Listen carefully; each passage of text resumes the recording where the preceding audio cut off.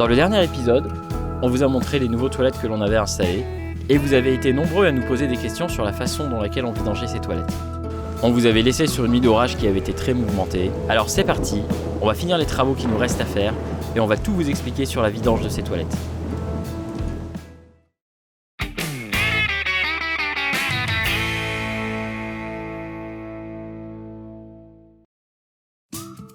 Enfin, le beau temps est revenu sur le sud-ouest.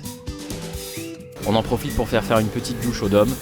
Et c'est parti pour la pose des panneaux solaires. On a décidé d'installer 2 nouveaux panneaux de 150 watts, ce qui nous fera un total de 420 watts. Malheureusement, il n'y a pas beaucoup de place pour les installer, alors on doit les mettre à l'arrière de dôme, ce qui nous oblige à enlever un des autocollants des villes du monde. Allez, la dernière modification, les renforts d'amortisseurs avant et arrière de chez Sumo Spring. Pour l'arrière, on change les butées d'amortisseurs, et on voit bien la différence de taille entre les Sumo Spring et celles d'origine de chez Itineo.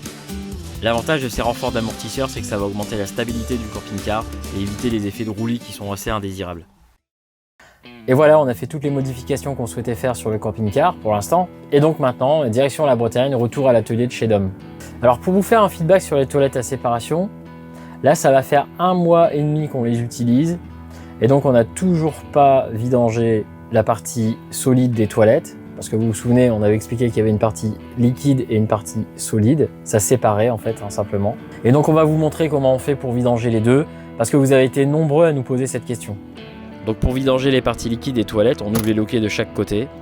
On n'a plus qu'à lever la partie supérieure des toilettes, mettre le bouchon. Et voilà, on a une petite gourde qu'on peut embarquer où on veut. Alors avec ce bidon là, soit vous les mettez directement dans des WC, dans un dispositif de vidange des cassettes. Après sur le site internet de la marque des toilettes, Nature's Head, ils disent aussi que si on est dans la nature, voilà, on peut le disperser au pied d'un arbre parce que ça fera un excellent fertiliseur. Pour la vidange de la partie solide, déjà ce qu'il faut savoir, c'est qu'il n'y a vraiment aucune odeur. Tout a été neutralisé et donc ce qu'on a au fond du bac, c'est vraiment du compost. Ça n'a plus rien à voir avec de la matière fécale. Alors quand est-ce qu'il faut vider cette cuve? Alors soit quand elle est pleine, soit quand vous décidez de la vider parce que vous estimez que le compost à l'intérieur est bon et que vous voulez par exemple l'utiliser pour votre jardin. On va commencer par préparer le substrat. Donc on va utiliser un seau, on va mettre une brique de substrat de coco dedans et on va rajouter 1 litre d'eau.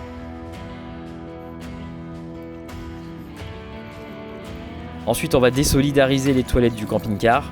Donc pour ça, on va débrancher la ventilation. C'est fait.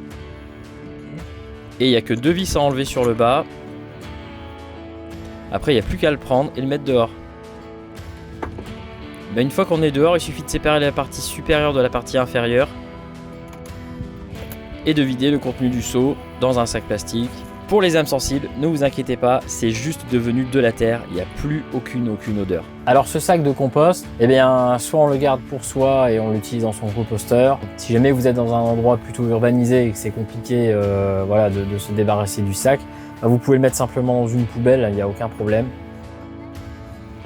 Pas besoin de nettoyer le bac, on va garder ce qu'il y a au fond, cela va aider à démarrer le compostage avec le nouveau substrat de coco. On mélange juste un petit peu et on referme les toilettes. Il n'y a plus qu'à les réinstaller avec les 2 vis de chaque côté et la ventilation. Avec nos anciennes toilettes, on avait 2 jours d'autonomie. Maintenant, avec ces toilettes-là, on en est à 1 mois et demi. Et là, je pense qu'on va pouvoir vidanger la partie solide. Donc, il faut quand même prendre en considération qu'on est 5. Donc voilà, 1 mois et demi d'autonomie, c'est pas trop mal pour des toilettes. Voilà, donc vous pourrez regarder dans la description, je remets les liens pour les toilettes. Il faut savoir qu'ils coûtent à peu près dans les 1 000 €, livraison comprise de mémoire, que ce soit chez Amazon ou directement chez le distributeur Tomtur, qui est un distributeur allemand. Si vous avez d'autres questions, n'hésitez pas à les mettre en commentaire. Et c'est donc fini pour aujourd'hui, mais je vous dis à la prochaine pour d'autres aventures. Allez, salut!